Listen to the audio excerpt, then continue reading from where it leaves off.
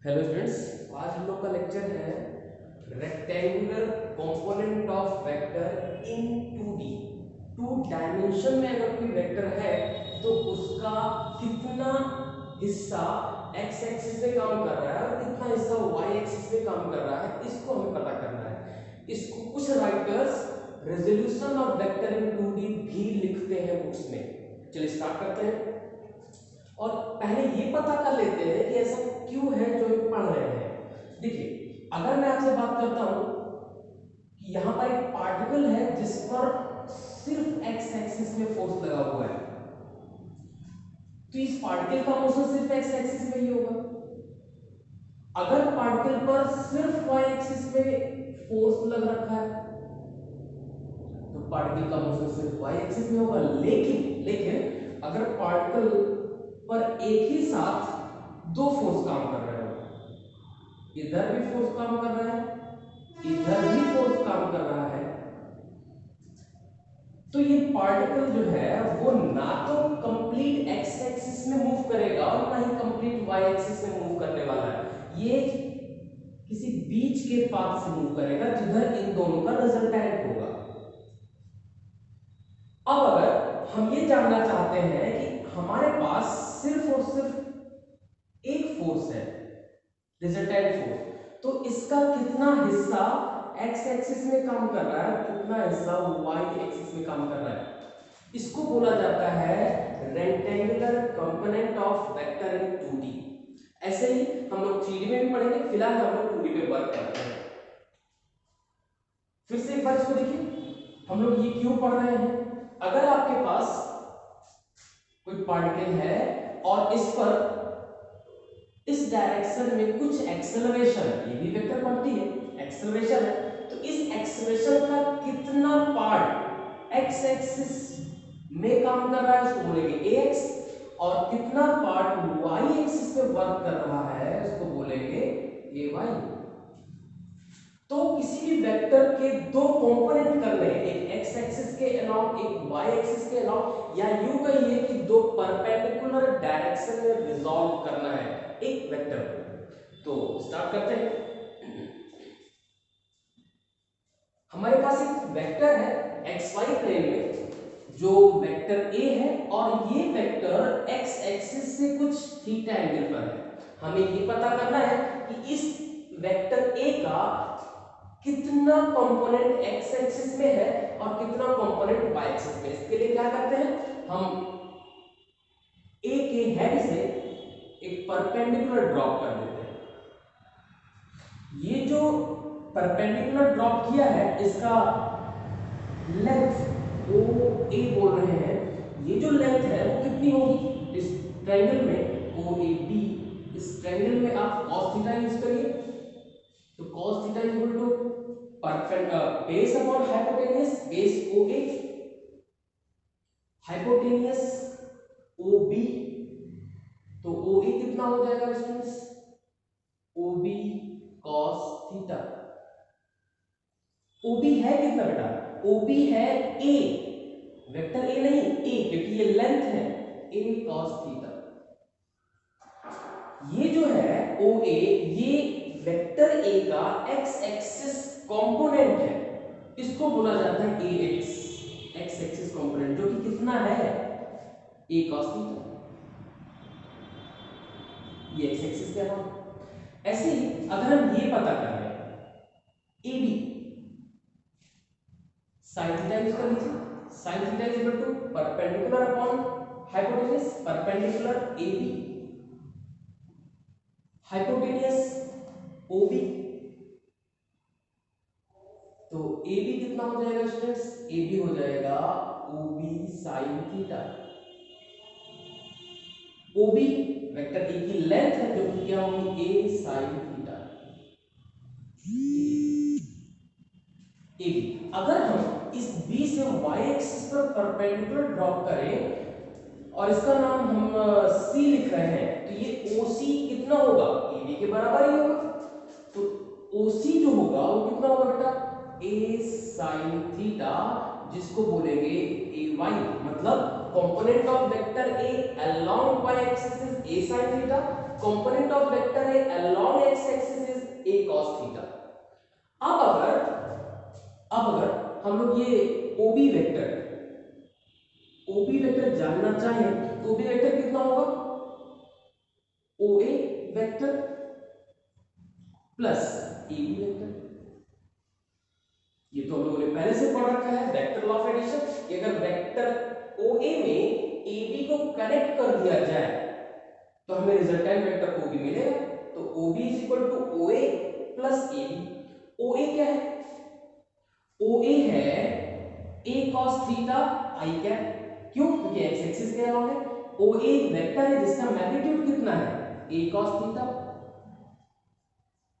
और डायरेक्शन क्या है, एक्स एक्सिस, इसलिए यहां पे क्या लगा दिया गया, आई कैप प्लस एबी। एबी क्या बेटा, एबी ए sin थीटा है, ए sin थीटा, ए sin थीटा जो कि y एक्सिस के अलाउंग इंटरसेप्ट है, इनटू आई कैप क्योंकि ये y एक्सिस के अलाउंग जे कैप, ए cos थीटा आई कैप प्लस ए sin थीटा जे कैप। ए cos थीटा क्या है friends, x axis component ax आई कैप। ए sin थीटा क्या है फ्रेंड्स, y एक्सिस के अलाउंग कंपोनेंट है ay जे कैप। ये आपका वेक्टर ए है। तो वेक्टर ए को आप उसके कंपोनेंट में इस तरीके से रिप्रेजेंट कर सकते हैं, ax आई कैप ay जे कैप। यहां पर ax है वेक्टर ए का x एक्सिस कंपोनेंट, ay है वेक्टर ए का y एक्सिस कंपोनेंट।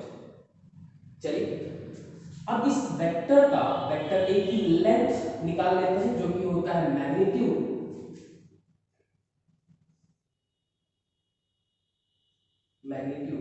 हमें मैग्नीट्यूड पता करना है, मॉड ऑफ वेक्टर ए पता करना है। इसके लिए क्या कर रहे हैं, इस ट्रायंगल OAB में पाइथागोरस थ्योरम अप्लाई कर रहे हैं जो कि क्या होगी, OB square is equal to OA square plus AB square. OB क्या है, OB है वेक्टर ए का मैग्नीट्यूड, मतलब उसको हम a स्क्वायर लिख सकते हैं। OA क्या है, OA है ax मतलब x axis component ax square plus AB है y एक्सिस कंपोनेंट मतलब ay। यहां से आपको रिजल्ट मिल रहा है कि इस वेक्टर a का मैग्नीट्यूड कितना होगा, a is equal to under root square को उस तरफ सेंड कर दीजिए तो आपको under root ax square plus ay square मिलने वाला है। अब ax क्या है, ax है वेक्टर a में i कैप का coefficient, ax coefficient of i cap. ay क्या है, इस वेक्टर a में j कैप का कोएफिशिएंट, मतलब कि आपको एक फॉर्मूला मिल रहा है coefficient of i cap square plus coefficient of j cap square. एक क्वेश्चन को ट्राई करते हैं, लगे हाथ। आपके पास एक वेक्टर है 4i cap plus 3j cap. इसका मतलब क्या है, इसका मतलब ये है कि हमारे पास जो भी वेक्टर होगा उसका x एक्सिस कंपोनेंट 4 यूनिट का होगा और y एक्सिस कंपोनेंट जो है वो 3 यूनिट का होगा। इस वेक्टर का मैग्नीट्यूड पता करना है। यहां पर i कैप का कोएफिशिएंट है 4, j कैप का कोएफिशिएंट है 3 और हमें इसका मैग्नीट्यूड पता करना है जिसका फॉर्मूला यहां पर मिल रहा है आपको। इसका मैग्नीट्यूड कितना होगा, अंडर रूट i कैप के कोएफिशिएंट का स्क्वायर, i कैप का कोएफिशिएंट यहां पे क्या है 4 का स्क्वायर प्लस j कैप का कोएफिशिएंट 3 का स्क्वायर। सॉल्व कर लीजिए, 16 plus 9 that is root 25 is 5। मतलब कि जिस वेक्टर की बात कर रहे हैं उस वेक्टर का मैग्नीट्यूड 5 यूनिट है। अब डायरेक्शन की बात कर लेते हैं। अगर हमें ये पता करना है कि ये वेक्टर ए एक्स एक्सिस से कितने एंगल पर है, थीटा पता करना है, तो आप क्या करेंगे? बहुत ही आसान सा है। यहां पे देखते हैं इसको।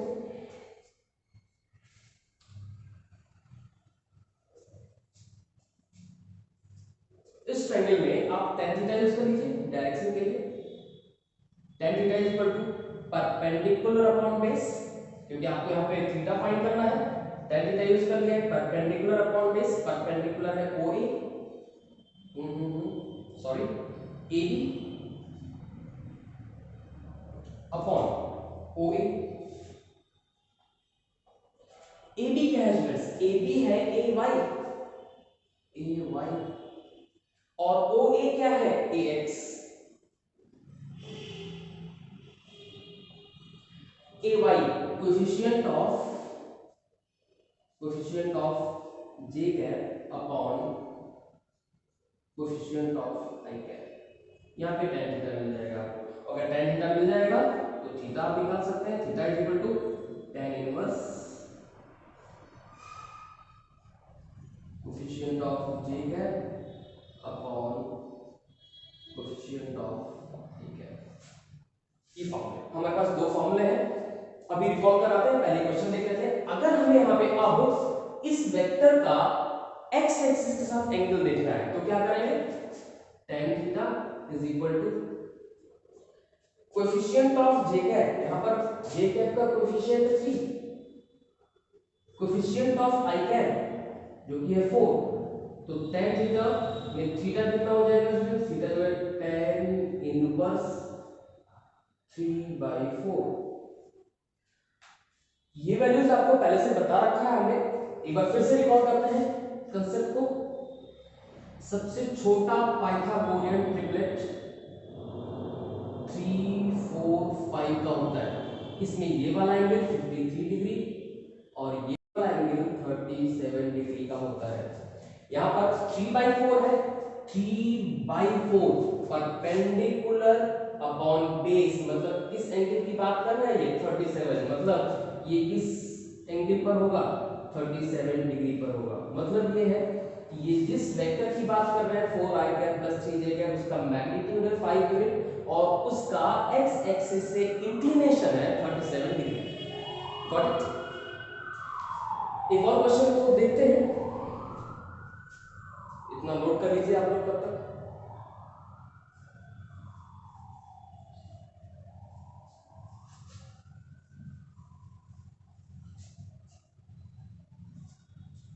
हमारे पास एक वेक्टर है ax i cap plus ay j cap. फिर से रिकॉल करते हैं कंसेप्ट को। इस वेक्टर का मैग्नीट्यूड कितना होगा? मैग्नीट्यूड होगा under root ax square plus ay square, और इंक्लिनेशन के लिए आप फॉर्मूला यूज करेंगे tan theta is equal to coefficient of j cap मतलब ay upon ax। Question vector a is equal to 5i cap plus 7j cap minus कर देते हैं, -7j cap. अब इस वेक्टर का आपको मैग्नीट्यूड फाइंड करना है, तो मैग्नीट्यूड कितना होगा स्टूडेंट्स? मैग्नीट्यूड के लिए फॉर्मूला याद आना चाहिए आपको, अंडर रूट i कैप के कोएफिशिएंट का स्क्वायर प्लस j कैप के कोएफिशिएंट का स्क्वायर मतलब कि -7 का square, under root 25 plus 49 unit. आप इसको सॉल्व कर सकते हैं।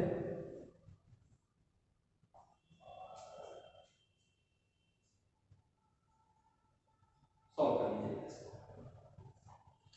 अब हमें पता करना है कि ये वेक्टर पॉजिटिव x एक्सिस के साथ कितना एंगल बना रहा है। थोड़ा सा ध्यान रखने वाली बात है इसमें, अगर आप डायरेक्ट tan थीटा यूज करते हैं तो ये कितना हो जाएगा? -7 coefficient of j cap upon coefficient of i cap.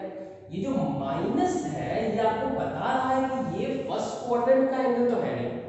आप इसको सीधे से समझने की कोशिश करिए। आपका जो ये वेक्टर है 5i कैप -7j कैप है, मतलब ये है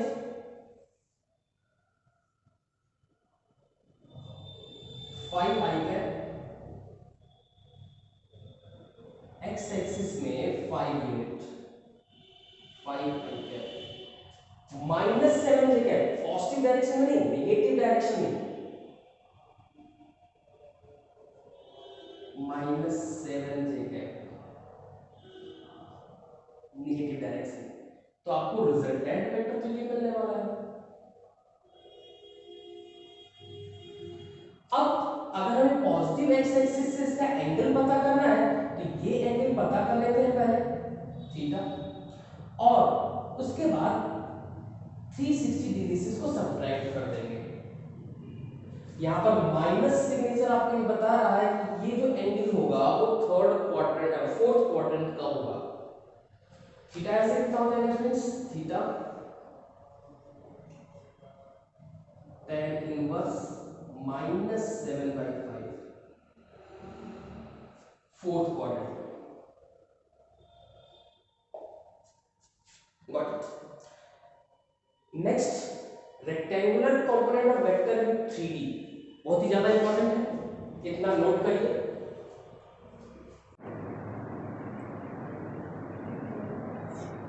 हाय फ्रेंड्स, अब हम लोग पढ़ेंगे rectangular component of vector in 3D। अभी अभी हम लोगों ने पढ़ रखा था कि किसी भी एक वेक्टर जो कि 2D का है उसको 2 डायमेंशन में, मतलब x एक्सिस और y एक्सिस या परपेंडिकुलर डायरेक्शन में रिजॉल्व करना। अब अगर हमारे पास कोई वेक्टर है जो कि 3D का हो तो उसके कंपोनेंट्स क्या क्या होंगे, उस वेक्टर को कैसे डील करेंगे, चलिए स्टार्ट करते हैं। इस कंसेप्ट को एक और नाम दिया जाता है, इसको बोला जाता है कंसेप्ट ऑफ डायरेक्शन कोसाइन। क्यों ऐसा है देखते हैं। हमारे पास एक वेक्टर है जो 3D का है, मतलब यहाँ पर हमारे पास तीनों एक्सिस काम करेगी, x एक्सिस, y एक्सिस और ये है आपका z एक्सिस। रियलिटी में z एक्सिस या z एक्सिस इस डायरेक्शन में नहीं, वो तो आपकी तरफ है इधर, लेकिन मजबूरी है हम लोगों की कि हम 2D पर 3D को ड्रॉ नहीं कर सकते, इसलिए ऐसे ही ड्रॉ कर रहे हैं। और एक स्पेस में वेक्टर है, अभी तक का हमारा वेक्टर 2D का था, मतलब एक प्लेन का वेक्टर था। अब वो वेक्टर 3D का है, मतलब एक स्पेस का वेक्टर है, और ये है वो वेक्टर ए। इस वेक्टर को फिल कराते हैं हम इस तरीके से, जरा देखिए आप, ये x एक्सिस, ये y एक्सिस और ये रहा आपका z एक्सिस या z एक्सिस, x y और ये z। और ये जो वेक्टर है ना, ये वाला वेक्टर, ये 3D का वेक्टर है, ये किसी प्लेन में नहीं है, ये स्पेस में है। ये जो वेक्टर है वो x एक्सिस से कुछ एंगल पर है, ये जो एंगल होगा ना इसको बोलेंगे हम लोग अल्फा। ये वेक्टर y एक्सिस से जिस एंगल पर होगा उसको बोलेंगे बीटा, और z एक्सिस से जिस एंगल पर होगा उसको बोलेंगे गामा। ठीक है, ये वेक्टर 3D का x एक्सिस से जिस एंगल पर है इसको बोलते हैं अल्फा, y एक्सिस से जिस एंगल पर है इसको बोला जाता है बीटा, और z एक्सिस से जिस एंगल पर है उसको बोला जाता है गामा। अब इसके हेड से तीनों एक्सिस पर परपेंडिकुलर ड्रॉप करते हैं, परपेंडिकुलर ड्रॉप करें तो इस वेक्टर ए का x एक्सिस के अलोंग या x एक्सिस में प्रोजेक्शन जो है इसको बोला जाएगा ax। यहां से y एक्सिस पर भी परपेंडिकुलर ड्रॉप कर दीजिए, ये जो है ना इसको बोला जाएगा ay, मतलब वेक्टर a का y एक्सिस में प्रोजेक्शन या y एक्सिस में कंपोनेंट, और इसी से z एक्सिस पर भी परपेंडिकुलर ड्रॉप कर दीजिए और आपको ये पता चलेगा कि इस वेक्टर a का z एक्सिस में कितना कंपोनेंट काम कर रहा है, जिसको बोला जा रहा है az। मतलब इस पॉइंट तक पहुंचने के लिए आपको x एक्सिस में ax यूनिट चलना पड़ेगा, y एक्सिस में ay यूनिट चलना पड़ेगा, और z एक्सिस में az यूनिट चलना पड़ेगा। फिर से एक बार इसको गौर से देखिए, x एक्सिस में, फिर y एक्सिस में और फिर z एक्सिस में। इसको इस तरीके से समझिएगा, ये x एक्सिस में डिस्टेंस ax, ये ay और ये है आपका az। आपका जो वेक्टर है वो ये वाला है, स्पेस का वेक्टर है। ठीक है, इस पॉइंट का कोऑर्डिनेट कितना हो जाएगा स्टूडेंट्स? आपको मालूम है 3D का वेक्टर है तो 3D का कोऑर्डिनेट होगा ax x axis component, ay y axis component और az z एक्सिस या z एक्सिस कंपोनेंट। ये वेक्टर कितना होगा? ये वेक्टर होगा vector a is equal to x axis component, इसमें किससे मल्टीप्लाई करेंगे? x एक्सिस का यूनिट वेक्टर जो कि क्या होता है i कैप, y एक्सिस में ay y एक्सिस का यूनिट वेक्टर j कैप और z एक्सिस में कितना डिस्टेंस ट्रेवल करा है az, वहां का यूनिट वेक्टर, ठीक है। ये आपका 3D का वेक्टर है। एक एग्जांपल लेते हैं, अगर स्पेस में कोई पॉइंट है 1, -1, 2 और इसका हमें पोजीशन वेक्टर चाहिए, तो शायद आपको अपने पोजीशन वेक्टर वाले लेक्चर में बता रखा है कि कैसे निकालते हैं। x axis component i cap simplify होगा, y axis component j cap simplify होगा, z axis component k cap simplify होगा। वही यहाँ पर भी अब मेरी चाहिए कि इस वेक्टर a का मैग्नीट्यूड कितना है। मैग्नीट्यूड निकालने के लिए क्या करेंगे आप? मैग्नीट्यूड निकालने के लिए mod a is equal to under root i cap के पोजीशन का स्क्वायर मतलब ax स्क्वायर, j कैप के पोजीशन का स्क्वायर मतलब ay स्क्वायर, k कैप के पोजीशन का स्क्वायर az स्क्वायर। अगर इसका भी मैग्नीट्यूड निकालना है तो mod of vector is equal to under root i cap का कोएफिशिएंट यहां पर कितना स्टूडेंट्स 1, j कैप का कोएफिशिएंट -1 इसका स्क्वायर, k कैप का कोएफिशिएंट 2 का square that is under root 1 + 1 + 4 इज √6 यूनिट। इतना लेक्चर हम लोग कर चुके थे पोजीशन वेक्टर और डिस्प्लेसमेंट वेक्टर में। आज का लेक्चर है डायरेक्शन कोसाइन। स्टार्ट करते हैं। आपको दिख रहा होगा कि इस ट्रायंगल ओ ए बी, इस ट्रायंगल ओ ए बी में ये एंगल है अल्फा, इसका बेस है ax, हाइपोटेनियस है a इस अल्फा के लिए। तो cos alpha first direction cosine, first direction cosine को L से रिप्रेजेंट करते हैं, कितना होता है cos अल्फा। देखिए यहां पर हम एंगल का cos ले रहे हैं, एंगल मतलब डायरेक्शन। प्रीवियस लेक्चर में हमने आपको बता रखा है कि एंगल डायरेक्शन शो करता है, तो इस एंगल या डायरेक्शन का आप cos यूज कर रहे हैं, इसलिए इस कांसेप्ट को बोला जाता है concept of direction cosine. cos alpha इस ट्रायंगल में यूज करिए, cos alpha equal to base upon hypotenuse, base है OA, इसकी वैल्यू है AX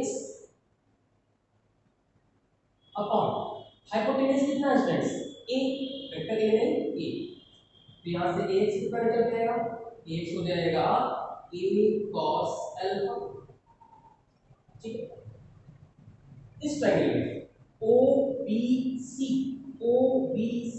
इस ट्रायंगल में एंगल है बीटा, यहाँ पे आप second direction cosine L m होता है जो होता है cos beta is equal to इस एंगल के लिए बेस क्या है OC अपॉन हाइपोटेन्यूज OB। इसमें कंफ्यूज मत होइएगा, इस एंगल के लिए बेस होगा OC और हाइपोटेन्यूज है OB। OC कितना है स्टूडेंट्स AY, हाइपोटेन्यूज कितना है A, तो AY मतलब y एक्सिस कंपोनेंट कितना हो जाएगा, इस वेक्टर A का y एक्सिस कंपोनेंट AY कितना हो जाएगा A cos बीटा। ठीक है, लास्ट डायरेक्शन कोसाइन है n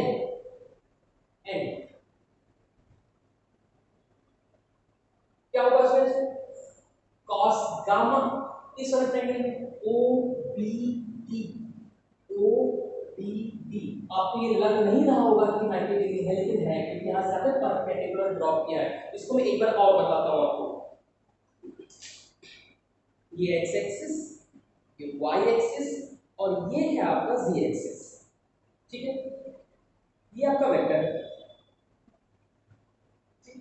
अब इस वेक्टर के हेड से आपने एक्स एक्सिस पर परपेंडिकुलर ड्रॉ किया है।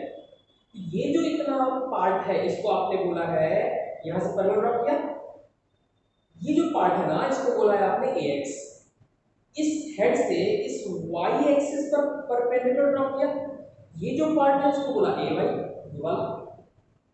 और इसी हेड से इस जी एक्सिस पर परपेंडिकुलर ड्रॉ किया आपने यहां पर, तो ये जो पार्ट है ना ए वाई, यहाँ पर ये 90 डिग्री बन रहा है। फिलहाल आपको ये बहुत रियलिटी में यहाँ पे नजर नहीं आएगा क्योंकि ये 2D में बना हुआ 3D पिक्चर है, यहाँ पे 90 डिग्री है। तो n डायरेक्शन, लास्ट डायरेक्शन को साइन n cos गामा और गामा इज इक्वल टू इस एंगल के लिए बेस है A Z upon hypotenuse A Z is equal to इस वेक्टर ए का z axis component A Z is equal to a cos gamma, ये हमारे तीन डायरेक्शन को साइन है। नाम क्या दिया गया है इसको, L M N, cos alpha, cos beta, cos gamma. अब इसको रिमूव करते हैं।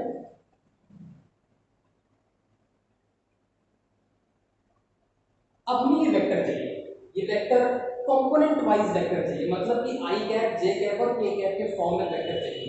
तो वेक्टर हमने पहले से तैयार कर रखा है, vector A is equal to A X I cap plus A Y J cap plus A Z K cap. A X की वैल्यू यहां से इंपोर्ट करिए, A cos alpha, X A cos alpha I cap plus A Y की value A cos beta, A cos beta J cap, A Z की value A cos gamma, A cos gamma. ठीक है friends, मतलब ये जो vector है वो तीनों एक्सिस से कुछ ना कुछ एंगल बना रहा है, एक्स एक्सिस से अल्फा, वाई से बीटा और जी एक्सिस से गामा। और इन तीनों को आप यहाँ पे इस रिलेशन के थ्रू समझ सकते हैं। वेक्टर इक्वल टू ए मतलब वेक्टर ए का magnitude cos alpha I cap, A cos beta J cap, A cos gamma ठीक है। ठीक है, नेक्स्ट है इन तीनों डायरेक्शन कोसाइन में एक रिलेशन एग्जिस्ट करता है, वो ये है, बहुत इंपॉर्टेंट सा रिलेशन है, L square plus M square plus N square, ये हमेशा 1 के इक्वल होता है, काफी ज्यादा इंपॉर्टेंट रिलेशन है। N square plus M square plus N square is equal to 1। कैसे आता है, चलिए स्टार्ट करते हैं। L A X by A, L की वैल्यू रखिए ए एक्स बाई ए इसका स्क्वायर, एम क्या है students, A Y by A Y by A इसका square plus N A Z by A,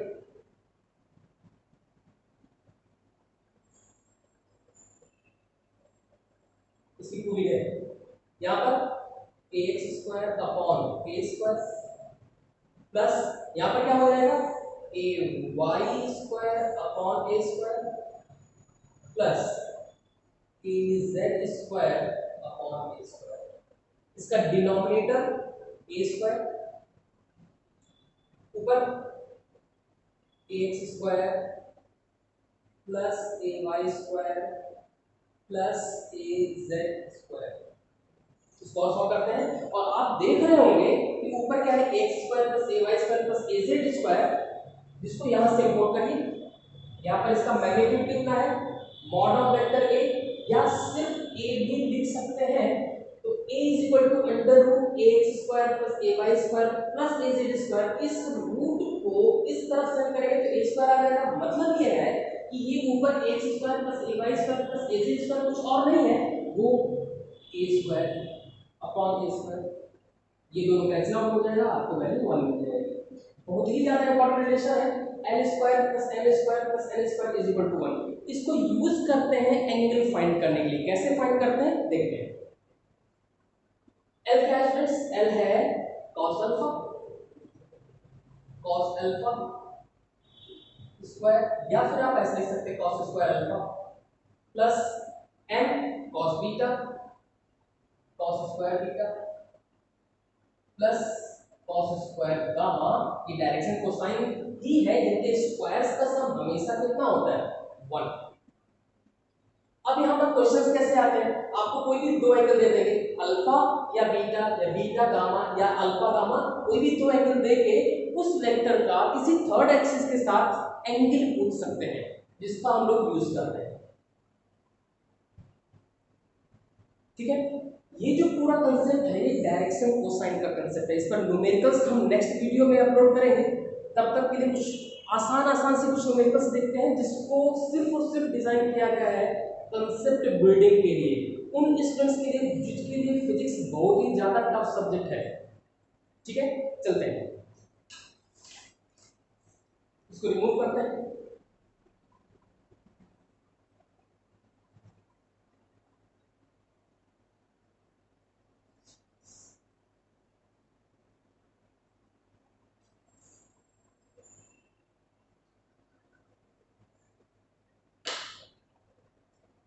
first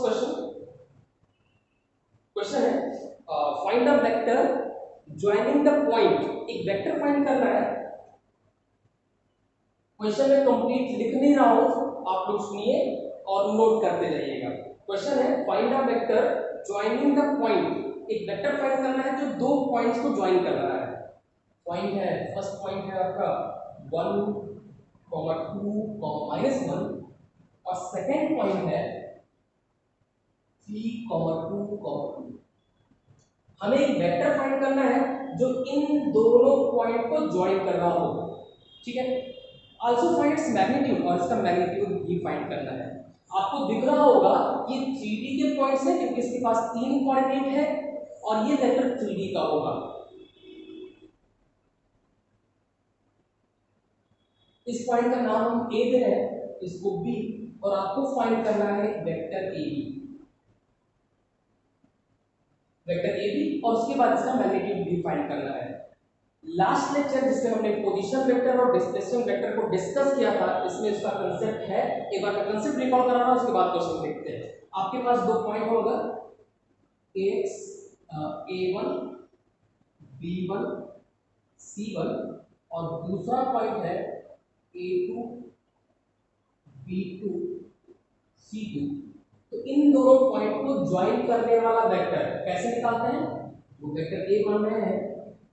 second point के x coordinates में से first point का एक्स कोऑर्डिनेट सब्ट्रैक्ट करते हैं, a2 - a1, उसमें क्या लगाते हैं फ्रेंड्स? आई कैप प्लस b2 - b1, मतलब y कोऑर्डिनेट से y कोऑर्डिनेट को सब्ट्रैक्ट करिए, b2 - b1 j कैप, और z कोऑर्डिनेट से प्रीवियस z कोऑर्डिनेट को सब्ट्रैक्ट करिए और उसमें लगाते हैं k cap.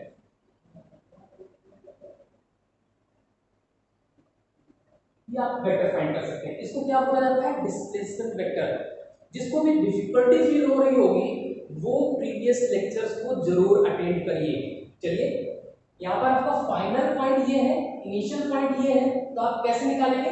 X axis coordinate इसका 3 है, इसका 1 है, 3 - 1 3 - 1 I can plus 2 - 2 y axis coordinate, और इसका भी y एक्सिस कोऑर्डिनेट इत्तेफाकन 2 ही है, 2 - 2 j है y axis coordinate, 2 - 1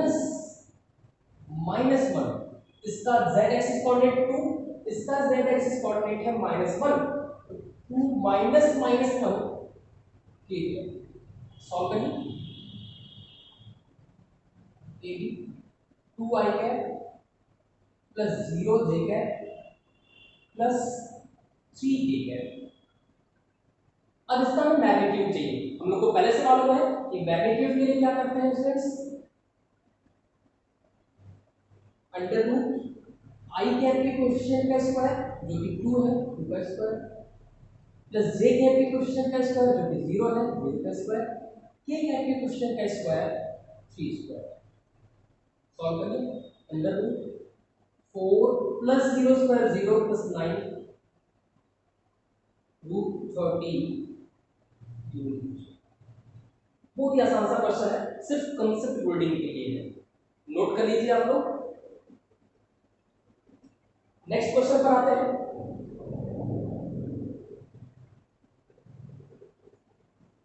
next question, find unit vector, एक यूनिट वेक्टर फाइंड करना है parallel to resultant of these two vectors. वो दोनों वेक्टर्स कौन कौन से हैं?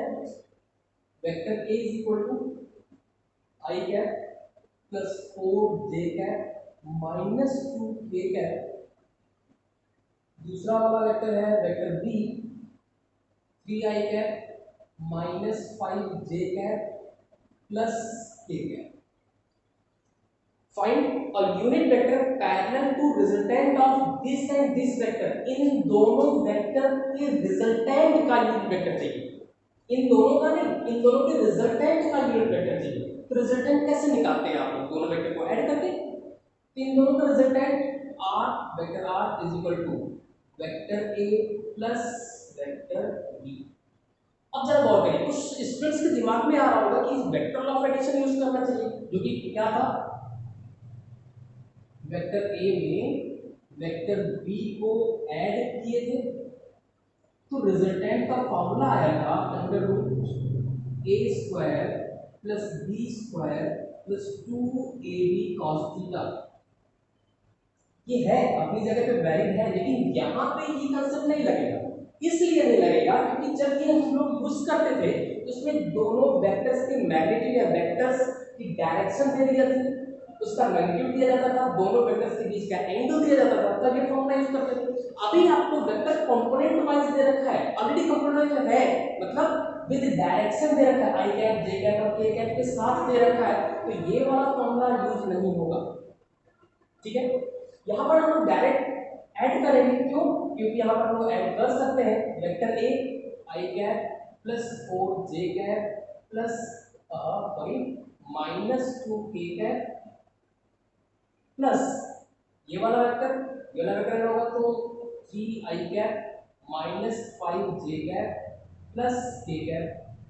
अब हमें डायरेक्शन में डायरेक्शन ऐड करनी है, तो आई कैप में आई कैप वाला ऐड करिए, कितना हो जाएगा ये आई कैप प्लस 3i कैप हो जाएगा 4i cap, 4j cap minus 5j cap ये हो जाएगा minus 1j cap, minus 2k cap plus 1k cap minus k cap. ये आपका रिजल्टेंट वेक्टर है। स्टूडेंट्स फिर से मैं क्लियर कर दूं, ये वाला फॉर्मूला भी रिजल्टेंट का मैग्नीट्यूड ही बताता है, लेकिन ये फॉर्मूला तब अप्लाई होगा जब दो वेक्टर्स आपको अलग अलग दे रखे हो, कंपोनेंट वाइज ना हो। अगर कंपोनेंट वाइज दो वेक्टर है तो इसको डायरेक्ट ऐड करिए, direction to direction, I cap में आई कैप, जे कैप में जे कैप और के कैप में के कैप। लेकिन ये वाला फॉर्मूला अलग जगह पे काम करेगा और इस तरीके का कंसेप्ट अलग जगह पे काम करेगा, इसको मिसमैच मत करिएगा प्लीज। ठीक है, अभी क्या कह रहे हैं, आपने क्या फाइंड करना है, आपने फाइंड कर लिया इन दोनों का रिजल्टेंट।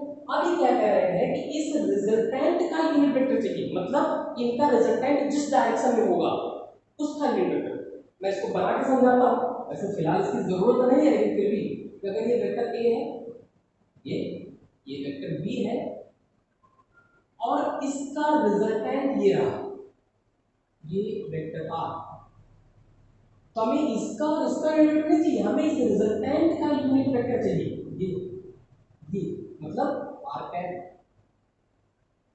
रिजल्टेंट का यूनिट वेक्टर चाहिए। रिजल्टेंट का unit vector R cap. Unit vector के कंसेप्ट में या यूनिट वेक्टर के लेक्चर में आपको बहुत बेहतरीन तरीके से बताया गया था कि किसी भी वेक्टर का यूनिट वेक्टर निकालने के लिए आप लोग करते क्या है, उस वेक्टर में उसी वेक्टर के मैग्नीट्यूड से डिवाइड करते हैं। याद है? अगर आपने वो प्रीवियस लेक्चर्स नहीं किए हैं तो प्लीज आप उसको अटेंड करिए, बहुत बेहतरीन तरीके से आपको वेक्टर समझ में आएगा। आर का कैप मतलब vector R upon mod of vector R. Vector R तो आपने निकाल रखा है 4i cap minus j cap minus k cap upon इस वेक्टर का मैग्नीट्यूड निकालना तुम लोग को आता है, मतलब कैसे वेक्टर आर का मैग्नीट्यूड कैसे निकालते हैं बेटा, आई कैप के क्वेश्चन का स्क्वायर 4 स्क्वायर प्लस -1 का स्क्वायर प्लस -1 का square under root 16 plus 1 plus 1 root 18। अगर हम इस वेक्टर आर में इसके मैग्नीट्यूड जो कि रूट 18 है से डिवाइड कर देंगे तो ये जो वेक्टर मिला ना ये है आपका यूनिट वेक्टर, मतलब एक ऐसा वेक्टर जिसका मैग्नीट्यूड 1 है और वो आर के अलाउंड है। इसको और सॉल्व करिए तो सेपरेट करिए 4 by root 18 I cap minus 1 by root 18 J cap minus 1 by root 18 B cap. ये आपका फाइनल रिजल्ट है, मतलब आंसर है।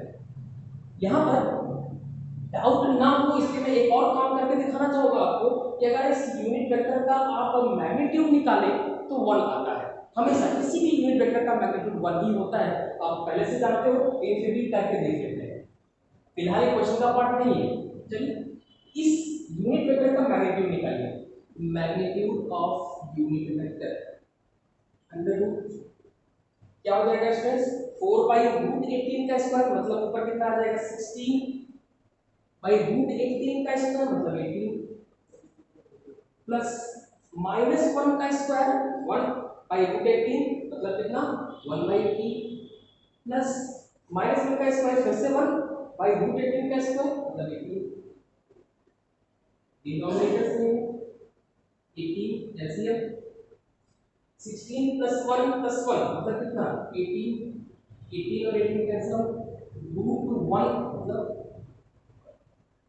तो आपको नजर आ रहा होगा कि किसी भी यूनिट वेक्टर का जो मैग्नीट्यूड होता है वो 1 होता है और उसको निकालते कैसे हैं वेक्टर में उसी वेक्टर के मैग्नीट्यूड से डिवाइड करके। नेक्स्ट क्वेश्चन पे चलते हैं।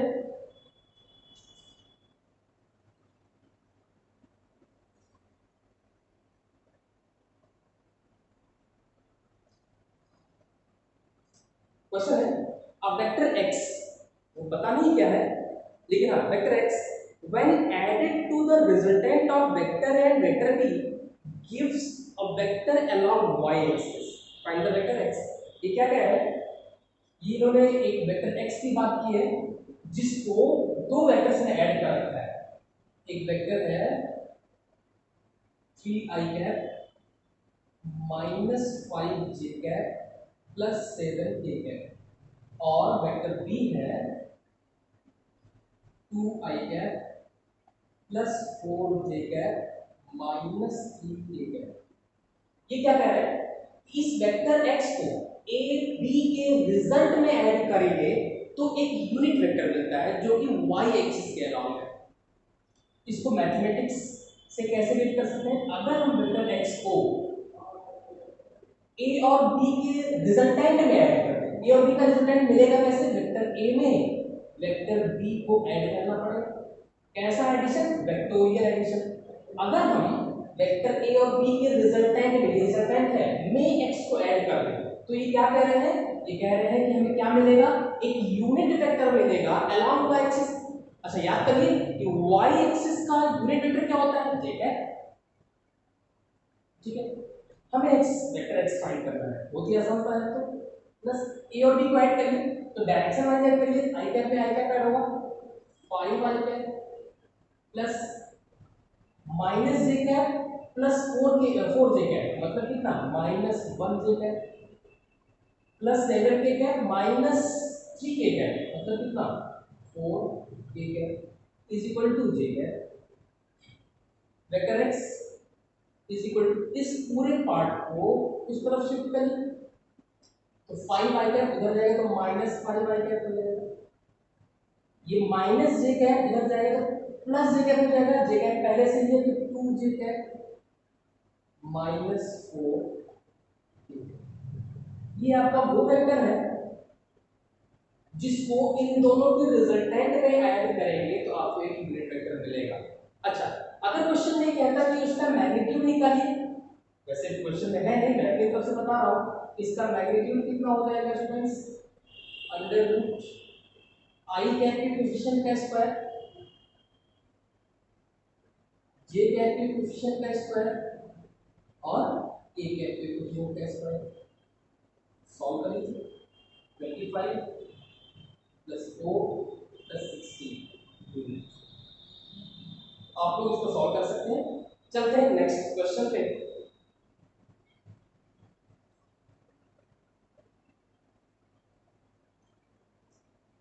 क्वेश्चन है, two force F1 and F2 are acting at a point. What is the magnitude of resultant force? बहुत ही आसान सा क्वेश्चन है। एक पॉइंट पर दो फोर्स काम कर रहे हैं, F1 F2। ये जो वेक्टर F1 है ना, इसको दे रखा है इन्होंने 3i cap plus 4j cap. F2 दे रखा है 3j cap plus 4k cap. और ये दोनों फोर्स एक पॉइंट पे अप्लाई हो रहे हैं। बोला जा रहा है what is the magnitude of resultant force. इन दोनों की रिजल्टेंट फोर्स का मैग्नीट्यूड चाहिए। पहले रिजल्टेंट फोर्स निकालिए। रिजल्टेंट फोर्स कैसे मिलेगा, दोनों फोर्स को वेक्टोरियली ऐड करना पड़ेगा। ऐड करिए, तो पहला फोर्स है 3i cap plus 4j cap plus 3j cap plus 4k cap. 3i cap कभी और 3i कैप है नहीं, मतलब ये हो जाएगा 3i कैप 4j कैप और 3j कैप मतलब कितना 7j cap k cap 4k cap. ये आपका रिजल्टेंट वेक्टर है, लेकिन हमें इस रिजल्टेंट वेक्टर का मैग्नीट्यूड चाहिए। बहुत ही आसान है, या तो सिर्फ f लिखिए या मॉड ऑफ f लिखिए, अंडर रूट i कैप के कोएफिशिएंट का स्क्वायर, j कैप के कोएफिशिएंट का स्क्वायर, k कैप के कोएफिशिएंट का स्क्वायर। 9 plus 49 plus 16। इसको आप सॉल्व कर सकते हैं। नेक्स्ट क्वेश्चन,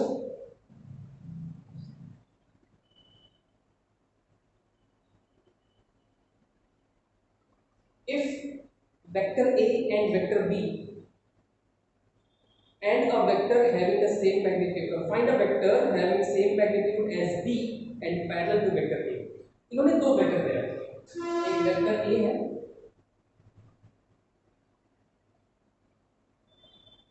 थ्री आई कैप प्लस 4j कैप और एक वेक्टर b है 7i cap plus 24j cap. Question कह रहे हैं एक वेक्टर फाइंड करिए जिसका मैग्नीट्यूड b के इक्वल है और डायरेक्शन a के अलाउंड है। ठीक है, हमें एक नया वेक्टर फाइंड करना है। वो नया वेक्टर मैं वेक्टर x ले रहा हूं। इस वेक्टर x में एक खास बात है, क्या है कि मैग्नीट्यूड किसके बराबर का होना चाहिए, b के। मैग्नीट्यूड b के बराबर, मतलब मैग्नीट्यूड b के बराबर ये, और डायरेक्शन किसकी होनी चाहिए, a की। आप लोग को यूनिट वेक्टर के कंसेप्ट बता रखा है कि यहाँ पर हम लोग जो डायरेक्शन देते हैं वो यूनिट वेक्टर से देते हैं। तो x को a की डायरेक्शन चाहिए, तो वेक्टर a नहीं लाएंगे, हमें क्या चाहिए, वेक्टर a की डायरेक्शन। वेक्टर a की डायरेक्शन मतलब यूनिट वेक्टर। आप फिर से एक बार रिकॉल करते हैं पुरानी क्लासेस को कि किसी भी वेक्टर में दो चीजें होती हैं, एक उसका मैग्नीट्यूड और एक उसकी डायरेक्शन। तो हमें जो नया वेक्टर चाहिए उसमें मैग्नीट्यूड किसका है, b का। क्वेश्चन फिर से पढ़ते हैं, a vector a and b find another vector having the same magnitude as b। मतलब कि जो नया वाला वेक्टर है उसके पास b के बराबर का मैग्नीट्यूड होना चाहिए and parallel to vector a, और वेक्टर a के पैरेलल होना चाहिए। ठीक है, वेक्टर a के पैरेलल होने का मतलब क्या है, इसकी डायरेक्शन जो है वो a के अलाउंग। वेक्टर b का मैग्नीट्यूड कैसे निकालेंगे, अंडर रूट i कैप के कोएफिशिएंट का स्क्वायर मतलब 7 स्क्वायर प्लस j कैप के कोएफिशिएंट का स्क्वायर मतलब 24 स्क्वायर। ये हो गया, इसका मैग्नीट्यूड सेट हो गया। अब हमें वेक्टर a का यूनिट वेक्टर चाहिए, तो कैसे निकालेंगे, वेक्टर ए में ए के मैग्नीट्यूड से डिवाइड कर दें, ए के मैग्नीट्यूड से डिवाइड कर दें, तो पता ही होगा आपको। इसको आप सॉल्व कर लीजिएगा।